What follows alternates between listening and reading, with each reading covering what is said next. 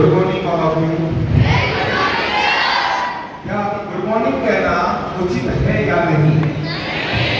लेकिन पहली मुलाकात है तो कुछ ऐसी बात होनी चाहिए, आपका और मेरा कुछ है वह तालमेल बनना चाहिए। इसीलिए आपको मैंने क्या वर्ष बोला है, सारे विषय हम जो स्कूली शिक्षा में पढ़ते आ रहे हैं, प्रत्येक विषय का अपना अपना इंपोर्टेंस है। जैसे अभी एक बात बताई गई कि इंग्लिश में अपने बारे में कुछ बोलना, वास्तविक के यूनिवर्सल ट्रुथ है, सत्य है कि हम अपने बारे में कितना जानते हैं। मारवाड़ की भाषा में कहूं हो बोलियो काबू बोलियो, मतलब मैं अपने बारे में जानता हूं, अपने पिताजी के बारे में बात जानता हूं, कहां रहता हूं। इससे ज्यादा मैं जानता हूं अपने उस कलीग्स के बारे में, अपने उस दोस्त के बारे में जिसके अंदर जो अच्छाई है वो तो हम नहीं देखते, लेकिन उसकी जो बुराइयां हैं उसको हम सबसे ज्यादा बताते हैं। इसके अंदर ये है, इसके अंदर ये है। हर विषय का अपना इंपोर्टेंस है। वैसे ही मैं इंग्लिश और मैं हिंदी की बात करूंगा। हम लोग हिंदी पढ़ते हैं, क्या हिंदी कैसा विषय है? आप में से कोई बता सकता है हिंदी अपने आप में एक कैसा विषय? जैसे इंग्लिश वालों ने अपनी बात बताई कि अंग्रेजी जीवन में कितनी महत्वपूर्ण है, क्या हिंदी का भी अपना उतना ही महत्व है या नहीं? कोई बताएगा? स्टूडेंट विद्यार्थियों, किसी ने अपनी पंक्ति में बड़ी खूबसूरत वो लाइनें कही है कि हवा में ताश का घर नहीं बनता, हवा में ताश का घर नहीं बनता, रोने से बिगड़ा मुकद्दर नहीं बनता। दुनिया जीतने का हौसला रखो यारों, दुनिया जीतने का हौसला रखो यारों, कि एक चीज से कोई सिकंदर नहीं बनता, एक चीज से कोई सिकंदर नहीं बनता। यदि आप अपने लाइफ में कुछ करना चाहते हैं, यदि आप 2 कदम चलना चाहते हैं, तो बस आप अपने उस कदम बढ़ने से पहले ही ये तय कर लीजिए कि मेरी मंजिल कहाँ है। और यदि आपने अपने उस टारगेट को फोकस कर लिया है, लेकिन वहां तक पहुंचने के लिए आप लंबी छलांग न लगाएं, धीरे धीरे उन सीढ़ियों को पार करें। वहां तक पहुंचने के लिए क्या जरूरी है? हम लोग सब्जेक्ट पढ़ते हैं, वो उठाते हैं, टीचर आता है, open your board, page chapter number. मैं नहीं मानता कि वो टीचर आपको कुछ दे पा रहा है। एक शिक्षक, उसको ये पता होना चाहिए कि इस बुक में से कौन सा मैटर मेरे उस स्टूडेंट को जानना चाहिए। केवल वह किताब के पन्ने, जैसे संजय ने बताया कि हर पेज पर कुछ ऐसी चीज आप नोटेट कीजिए। मेरे कुछ स्टूडेंट्स, स्पेशली जो हिस्ट्री के स्टूडेंट है, वो अपनी नोटबुक में सबसे ऊपर एक केवल लाइन जरूर लिखते हैं कि आज क्या। हर दिन हम एक ना एक कोई ना कोई दिवस आ जाता है या कोई ना कोई ऐसी जयंती होती है, आप उसको अपनी लाइफ के साथ में जोड़ना शुरू कीजिए। चाहे आप एसएस पढ़ रहे हो, चाहे साइंस पढ़ रहे हो, किसी भी नोटबुक में आप 5 बार लिखिए। दिमाग में वो शक्ति नहीं होती है, कुछ वर्ड्स को है, या आप जो भी सीख रहे हैं, आपको मैं बता देता हूँ कि ताकत है वो आपके इस हाथ में होती है। आप एक वर्ड को है वो लिख रहे हैं, आपका हाथ कभी कभी रुक जाता है, आपको लगता है ये मीनिंग गलत है, फिर आपका हाथ उस तरीके से मूव करता है, आपको बताता है नहीं आज सीखने का यहाँ पर ये आना चाहिए। और शर्त यही है कि आपने उस वर्ड्स को कितनी बार लिखा। यदि आप अपना कोई भी कार्य कर रहे हैं, आप उसको लगातार है वह लिखें, और लिखने के बाद में जितना आप याद करेंगे, मेरा यह मानना है कि वह आपका एक स्थायी ज्ञान बन जाता है। जो मॉडरेटर सर ने बताया था कि पेरेंट्स अपने बच्चों के लिए है वह कुछ एफडी कर रहे हैं, भविष्य निधि इकट्ठा कर रहे हैं कि अभी इन पर इन्वेस्ट कीजिए, तो इन फ्यूचर में ये कुछ हमें देंगे। सिर्फ पेरेंट्स को ये भी कहना चाहूंगा, इतना स्वार्थीपन नहीं करना आप उस बच्चे की रुचि के अकॉर्डिंग कि बच्चा चाहता क्या, जो बच्चे की रुचि है, इंटरेस्ट के साथ वो बच्चा सीख सके, हमें वो बच्चे को प्रोवाइड करना है। इसी बात को लेकर के हमारा अपना स्कूल है, एक ज्योति विद्यापीठ था। हाल ही में उन्होंने क्लास 9 से 12 तक के बच्चों को, जब वो 9th स्ट्रीम में आ जाता है, बच्चे को पता नहीं होता है 9, 10, 11, 12 क्या होगा, पेरेंट्स भी है वह डिसाइड नहीं कर पाता। तो हमने अभी ये तय किया है कि 9, 10, 11, 12 के बच्चों को वो हम है वह वातावरण देंगे, वो क्लाइमेट देंगे, जहां बच्चा अपनी जैसे 12th पास आउट करेगा तो किसी न किसी कॉम्पिटिशन एग्जाम को फाइट करने के लिए वह प्रिपेयर होगा, जिसमें बेसिक इंग्लिश है, बेसिक हिंदी है, मैथमेटिक्स है और उसके अंदर मेंटल एबिलिटीज है, और जो सब्जेक्ट है उसके जितने भी कंसेप्ट है, हम लोग हैं वो मैथ्स के सर यहाँ स्वरूप जी है।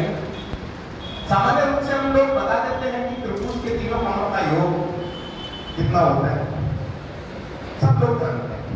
ऐसे ही आपने कभी इसके उल्टे को सोचा कि ये 180 आया कहां से? एनी स्टूडेंट यू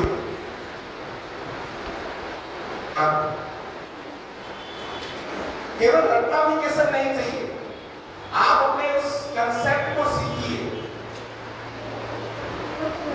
क्या सूत्र लगाकर सर 180 आ रहा है, तीनों कोणों का योग, ये बच्चा बता रहा है, सूत्र लगाकर हम लोग ज्ञात कर सकते हैं? पूरी तरीके से सही नहीं है। क्या है? जब हम एक त्रिभुज लेते हैं तो उसके तीनों कोणों का योग कैसे आएगा? 180 डिग्री। गणित में हर चीज कोई कैसे आएगी उसके लिए एक बहुत बड़ा प्रूफ है, बहुत बड़ा है, एनसीईआरटी में दिया हुआ होता है, लेकिन कभी कोई टीचर पढ़ाते नहीं है। अभी 180 डिग्री कैसे है वो मैं आपको बता सकता हूँ, पर इसके अंदर जो मैथ्स यूज हुई है ना वो बहुत हाई लेवल की मैथ्स है, राइट? वो आप पढ़ोगे जब आप ग्रेजुएशन में जाओगे, जब आप 12वीं पास करोगे तब पढ़ोगे, अभी वो आपको इतना इजीली नहीं बता सकते हैं। इसलिए कभी कभार कोई चीज आपको बड़ी पे डायरेक्ट बता दी जाती है। एक और ऐसा एग्जाम्पल मैं बताता हूँ आपको, जैसे आप सबने व्रत पढ़ा होगा, व्रत पढ़ा है ना, व्रत का एरिया क्या होता है, सूत्र क्या है, कोई बता सकता है? व्रत के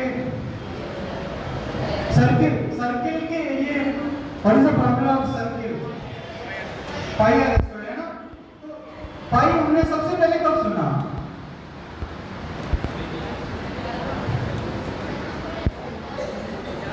क्लास 7 सर्कमफ्रेंस। पर किसी ने आपको बताया पाई क्या होता है?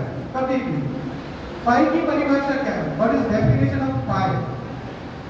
कभी किसी स्टूडेंट्स, यहाँ पर 12th वाले भी बैठे हैं ना, आप भी बता सकते हो कि कभी किसी ने बताया आपको पाई क्या होता है? 9, 10, 11 हम 4 क्लास से पढ़ रहे हैं, पर हमने कभी खुद से पूछा नहीं कि पाई क्या होता है। मैं आज आपको बताता हूँ पाई क्या होता है। जब आप कोई भी सर्किल लेना, ये एक पैटर्न है, कोई भी सर्किल की जो सर्कमफ्रेंस है, मतलब जो परिधि है, वृत्त की जो परिधि है, उसको जब उसके व्यास से, यानी कि उसके ट्वाइस ऑफ रेडियस से डिवाइड करते हैं तो हमें जो पाई मिलता है। तो जब सबसे पहले पता है पाई की वैल्यू इंडियन ने निकाली थी, किसी को पता है किसने निकाली थी? Anyone who can guess? Aryabhata, right.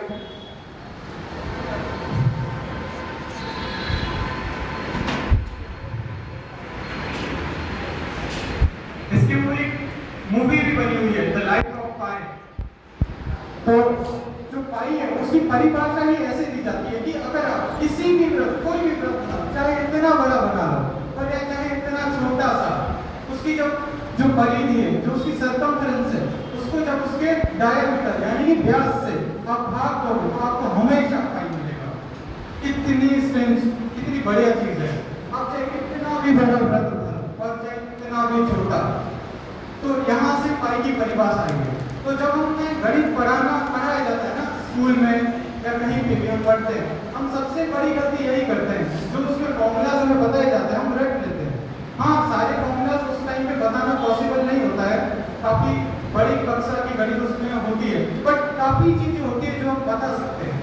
अच्छा, इससे ही मेरे को एक बहुत शानदार सवाल याद आया। कोई बता सकता है कि गणित क्या है? गणित की परिभाषा क्या है? क्योंकि अंग्रेजी और गणित, मैथ्स एंड इंग्लिश, दो ऐसी चीजें हैं जो हर जगह आपके काम आने वाली है। आप इससे भाग तो सकते ही नहीं, कहीं ना कहीं ये आपको पकड़ ही लेगी किसी भी एग्जाम में। कोई बता सकता है? 9 हम 4 साल या फिर 12 वाले भी हैं शायद। कोई बता सकता है कि गणित की परिभाषा क्या है?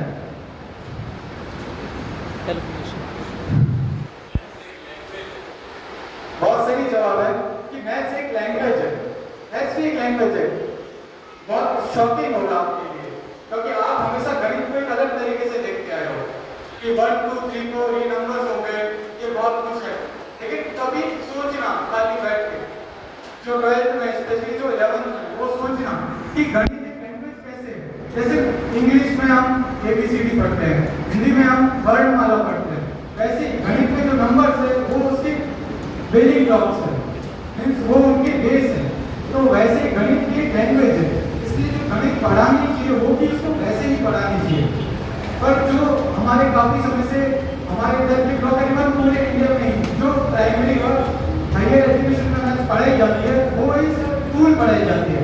आपको फॉर्मूला बता दिया जाता है और बोल दिया जाता है ये सवाल है, ये फॉर्मूला सॉल्व करो। ये तरीका बहुत पुराना हो गया है और ये तरीका सही भी नहीं है। इससे आप गणित के साथ जुड़ नहीं पाते हो।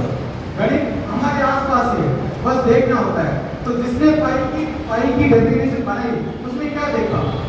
उसने एक दिन गोला बनाया और चेक किया इस गोले की सर्कमफरेंस से ये डिवीजन है, उसको भाग दिया, उसको कुछ मिला।